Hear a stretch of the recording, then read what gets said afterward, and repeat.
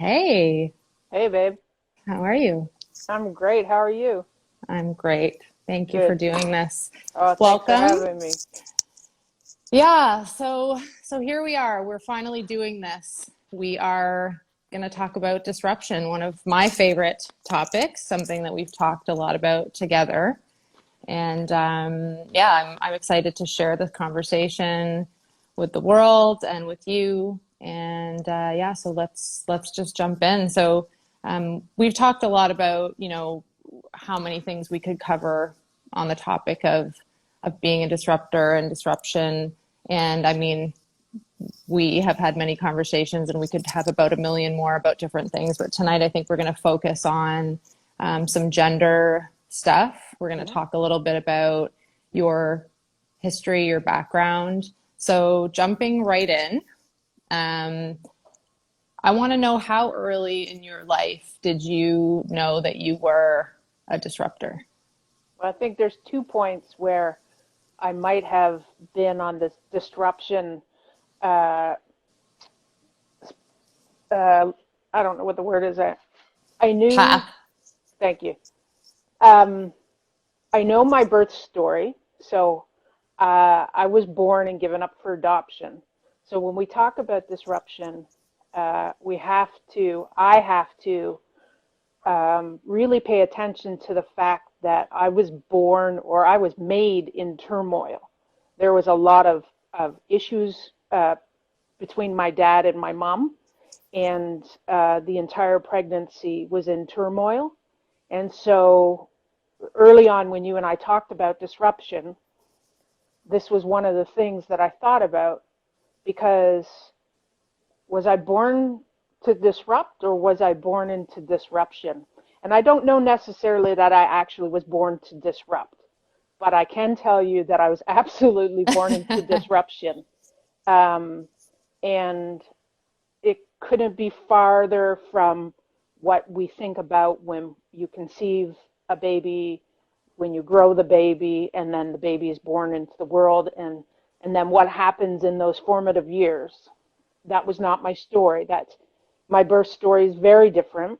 And but when I think about when I started to really disrupt the actual,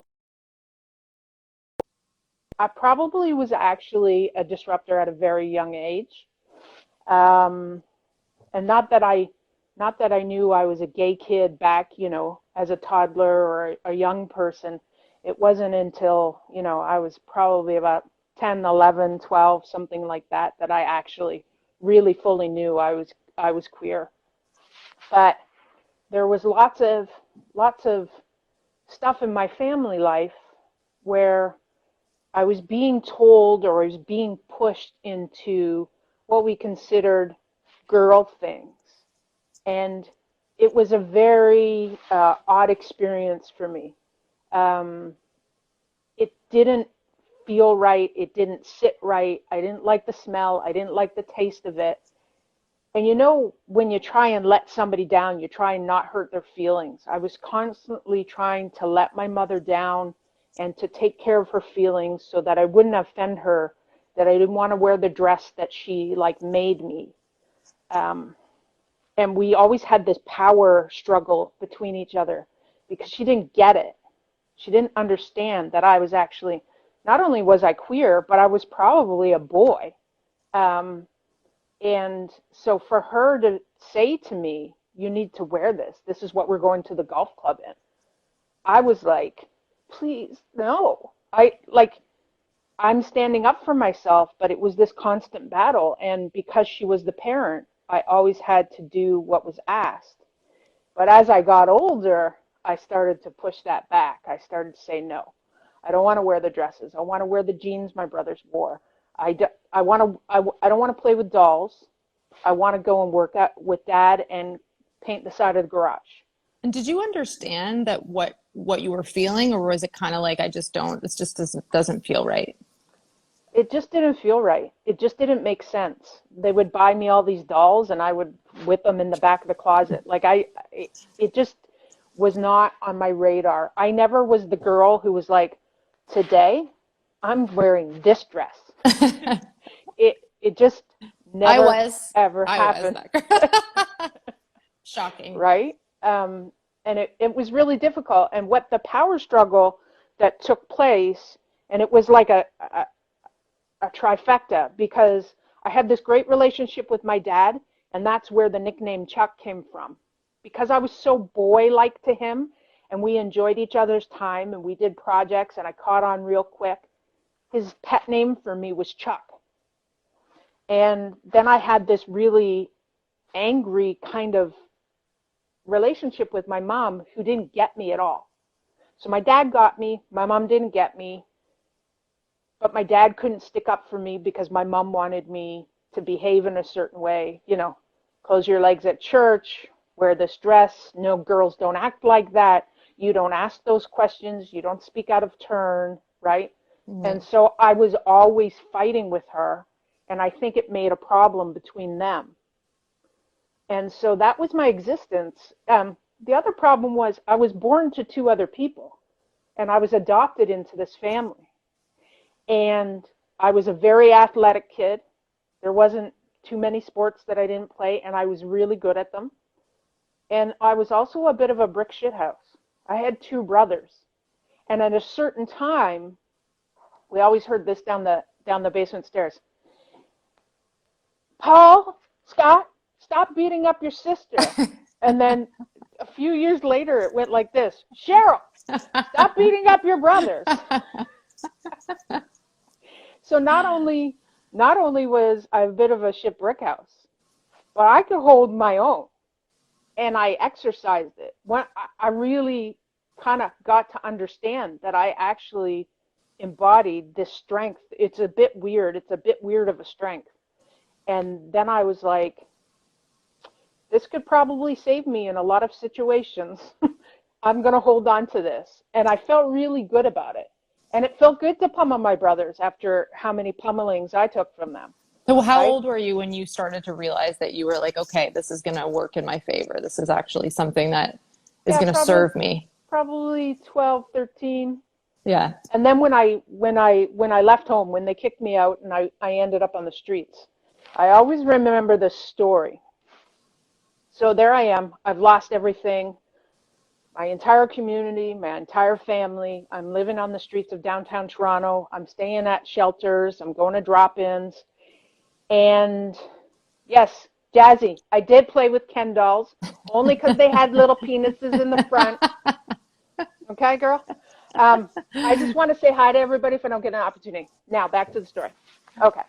So there I am walking along Gerrard Street. Life's shitty. I've lost everything. And I can see these three guys. And believe it or not, even in street life, there's a hierarchy. And these three guys were the guys about town. You didn't screw with them. I didn't really know that. And they started calling me a dyke and telling me to fuck off. And I was kind of like, you've got to be kidding me. Like, I've got nothing left. I am by myself. The fuck you're going to call me this? And I called them over. I called them over with full intention to beat the shit out of them, the best that I could. There was no guarantee that I'd win, but I was a bit of a scrappy person. And I also knew that I had that stamina, that power in my back pocket. So even if I lost, I wasn't going down without a fight, honey. Yeah. So they came over. And there's this thing that happens when you're about to get in a fight, right? You size the person up, and if you're going to win, it's a sure bet. You size the person up, you're going to lose, you walk away. You do whatever you can. And they walked over, they sized me up, and they left me alone. And then I hung out with them for years on the street. And I got massive street cred for that. Wow. And Yeah. bravery and courage. Well, How old were you? Kind of stupid, though. Yeah. The one guy carried a gun. So kind of stupid. I was just turned 16. Just turned 16. So what is that, do you think? I don't know if I'm born with it. I don't know if it's because when I came into the world, I had to fight for everything that I needed. I will tell you that my mom wrote to my father, who was in Europe through the entire pregnancy. And I have all of those letters. So he was in London, Ireland, Belgium, France, and I have all of those letters that she sent to him describing the changes in her body, how she was feeling. Oh, wow. And not that my bio mom's religious at all, but she did say, and there's a sentence, and I wish I had it, it's in the cupboard, but there's a sentence in one of the letters where she says, I pray every day that this child will be a boy. I pray every day that this child will be a boy so that they're strong enough to be able to deal with whatever the world is going to throw at them. So my mom made me gay. Wow. Wow. So I don't know if it was meant to be. Well, because this we've way. talked about this before. We've talked about this. Is disruption something that you're born with? Is it something that you're partly born with and life kind of gives you things? And because some people don't have it in them. Yeah. And one thing that, you know, I've said has always struck me about you is from the first moment I met you, you have this absolute presence of joy and comfort in your own skin. And that is something that I and I know a lot of other people are in awe of, and I'm constantly searching out. And it's a big part of what I do in my coaching is helping people to have that. And with you, it just comes out of your pores, and the happiness and the joy and you know, it resonates with people. And I've always been curious, especially once I heard your story. I mean, I almost fell down when I heard your story for the first time. So what I'd love to, you know, for you to share with people is just, what do you think it is about you that allowed you to go through the things that you went through, to, you know, have the challenges, and actually people saying you need to be somebody different. You don't fit into what we want you to fit into. How are you today? How are you so comfortable in your skin? Because I promised myself that the minute I left what I left in my own home, which was, and it's going to be very hard to describe it without getting into the whole thing, but it was unsettling. I walked on eggshells. Nothing was right. I brought shame into the family. I had learning disabilities. I was not the right girl. I didn't do what they wanted me to do. I didn't fit in the mold. And so what I did was I promised myself when I left, and they shut that door on me and I never went back, that I would never, ever have that in my life again. And that I would fight to the death to stand tall. And I promised that to myself. And it doesn't mean I don't get into situations where people aren't good to me or I'm not good to people. Like, I'm real, okay? But I promised it would never be that dire again. And what that meant was I had to stand on my own 2 feet, and I had to dig in to find out what was powerful to me. And what was powerful was that I knew myself. I never had to explain my queerness to anybody I grew up with. I was just Cheryl. No one gave a shit. And guess what? I didn't talk to them for over 30 years. And I have contact now with all my neighbors, all the kids I grew up with. And still, nobody cares. Yeah. Right? Yeah. I actually never really had to come out.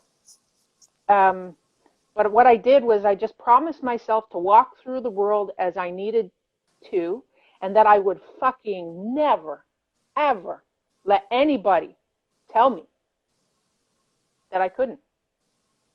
And I do that every day. You know, I don't let too many people walk over me. Mm. No. Yeah, you're powerful. Yeah. And I stand up for other people. Yeah. And that is disruption. That is something that I want to highlight about disruption as well. For people who kind of don't necessarily understand exactly where we're going with this. It's that feeling that whatever it is, whatever social norm it is, whatever thing we're told we're supposed to be doing, it just doesn't feel right. And for myself, for a long time, I fought with, well, there's something wrong with me. Why am I not like this? Why can't I do this? And you get to a certain point, hopefully, where you realize that being your true self is the disruption. If it goes against, and it's going to go against social norms that are put on us because they are not natural. They are not for humans. We don't fit in a box. We don't have one description that covers us all. So it's in you being you where the disruption has come every day, every time you stand up for somebody and every time you show up as you. Sorry, go ahead. Go ahead. No, go ahead.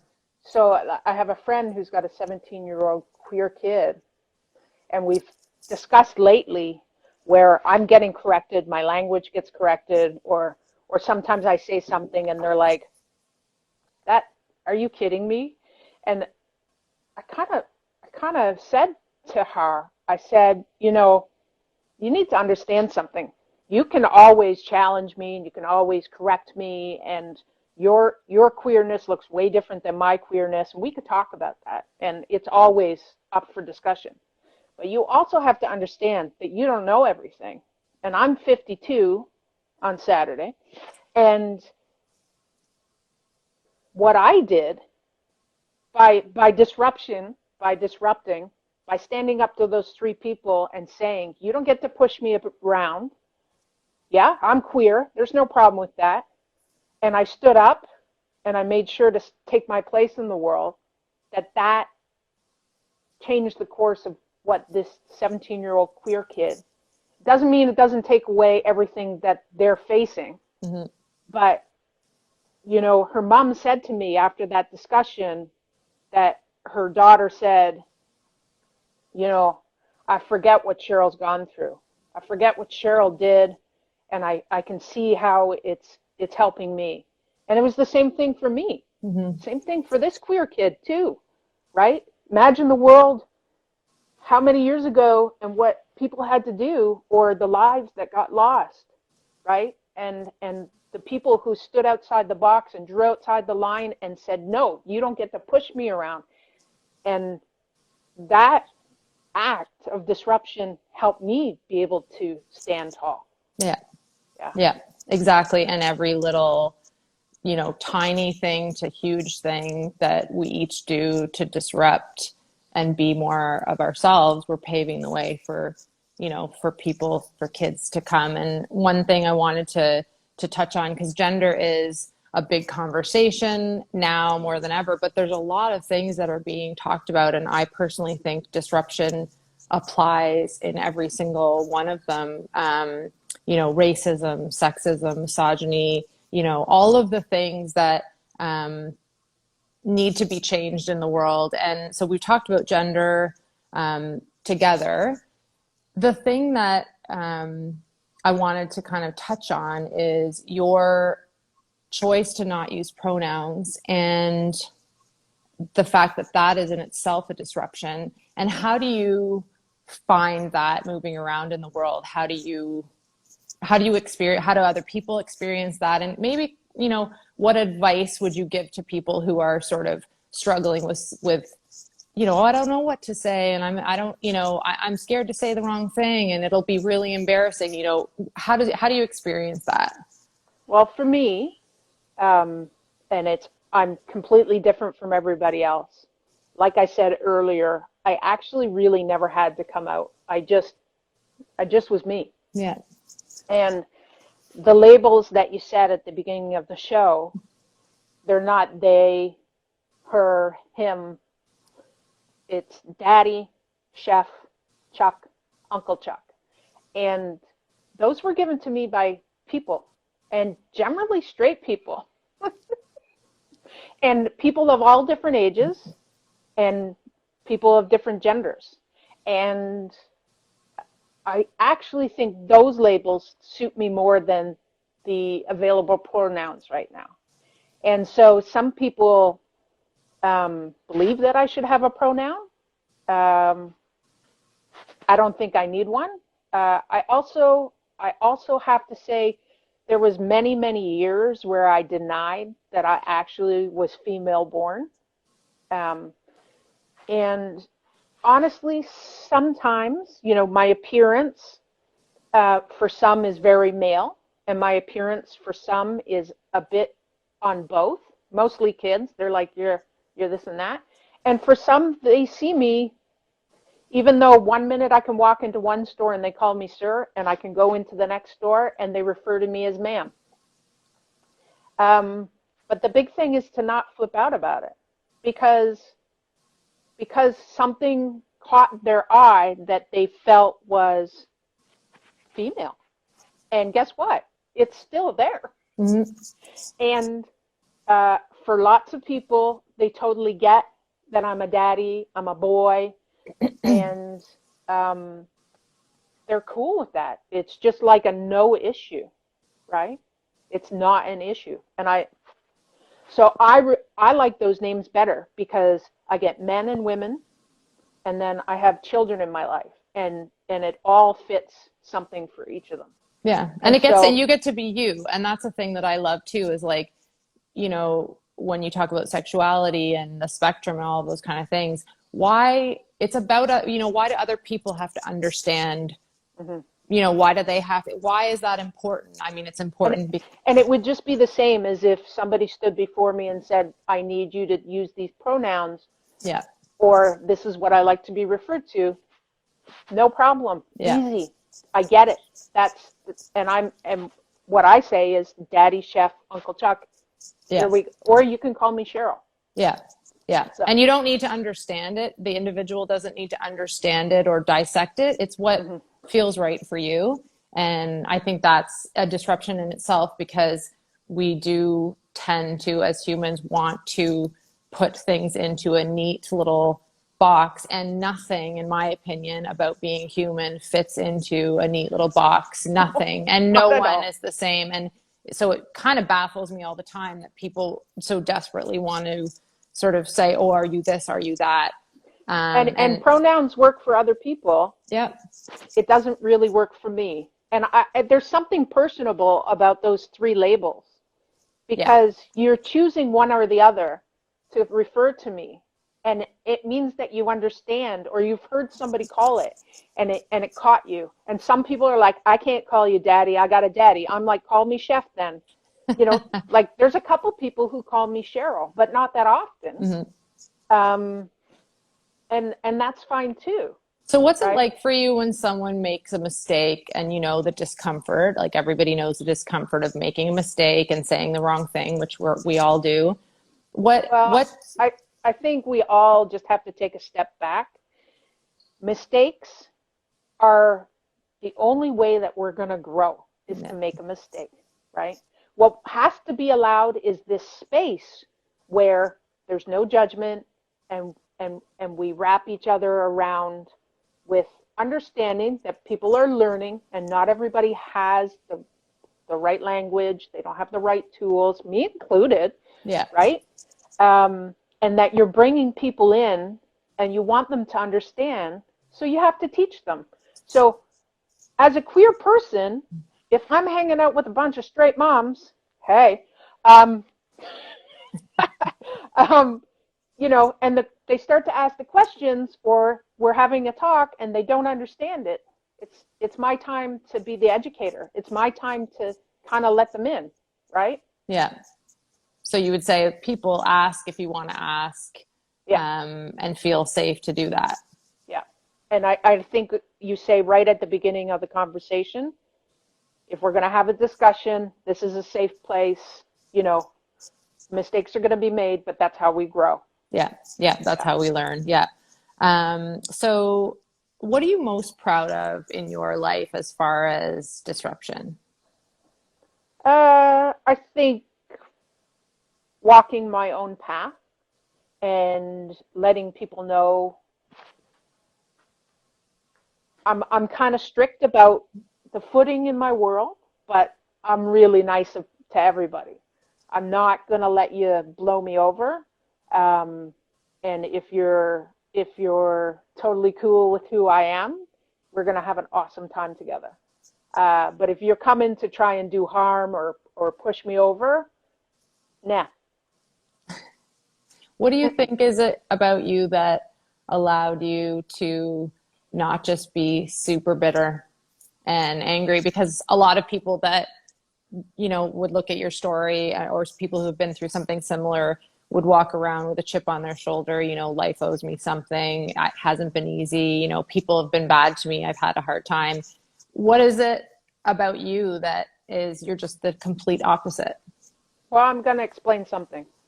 Even though my home life wasn't that great, and even though I was born and it was a whole mess and then adopted and then they kicked me out at 15, I had a lot of privilege and opportunity and fun, and I had great neighbors and great community.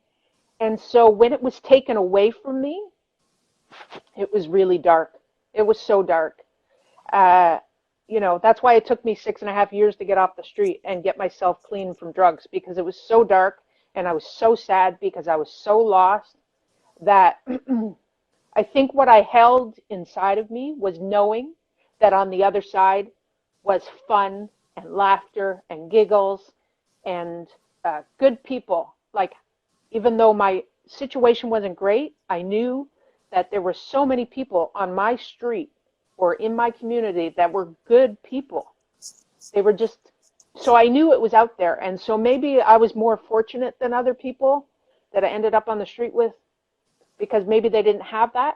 So I always had this longing because I knew it was there. And so I knew once I got through the hard part of getting clean, and once I started to put the pieces back together, and I started to go to therapy, and I started to learn how to use my language instead of like punching people out, and have housing and get a job. And once it all started to come into place, my world opened up to all these beautiful, amazing people. And now, yes, there are some really not beautiful and amazing people. And yes, I have crashed into them. I've even dated them. But that's life. Susie Brown, Yeah. you're amazing. Susie Brown's like an original from the street. Okay. And so I was It really sounds like a lucky. choice. It sounds like a choice in that you can choose to look at things one way, you can choose to look at them the Yeah. other, which is a Yeah. big thing in coaching as well, that, we're always in choice. So I love that. And, so as we're coming kind of to the end of our half an hour, I would love to know, is there something something about you that not many people know that you want to share? This is whenever you go to like some kind of workshop, they always ask this question. And I always answer it like this. I love the smell of skunk. And I'm not kidding. Really? Yeah. Tell me more about that. No, you don't need to know more. But on a country road, girl, you want to roll down that window and stick your head out and smell the skunk. That's amazing. So I know a lot of people, as I've been doing this disruption thing and talking about it, people have said, oh, I don't consider myself a disruptor. And I know, from my perspective of being raised, as a girl, it's kind of frowned upon. You're to be, not rude and disruptive and not noisy and not loud and not needy and all of the things that, they want girls to be. And so I think there are a lot of people who would say, oh, I don't want to disrupt. I want to make change. I want to do something, but I don't want to be disruptive. I don't want to, that word sounds bad and negative. But I want to do something. And so two things: I want to normalize disruption and being a disruptor as something that's actually incredible and amazing and powerful. And I want to know from you, if you were to give advice to someone who's watching, listening, and they want to do something disruptive, what advice would you give to someone who doesn't even kind of know where to start? Just saying no. Just say no. Try it. It's called a boundary, actually. Take your place in the world. Don't let people push you around. And if you feel like you're getting pushed around, find other people to kind of make yourself a little more forceful. There's other people that'll help you, but definitely know that when you decide to disrupt, the world will say to you, you're going to pay a price for being naughty. Mm-hmm. But if it's something that you believe in and it's something who you are, you must take your place in the world and do not let anybody tell you otherwise. It's your life, it's nobody else's, and there's tons of people who disrupt every single day. And so, hey, you got social media now. You want to find out where they are? Put it in the search engine and away you go. There's other people who will have your back and they'll support you. Yeah, find your people.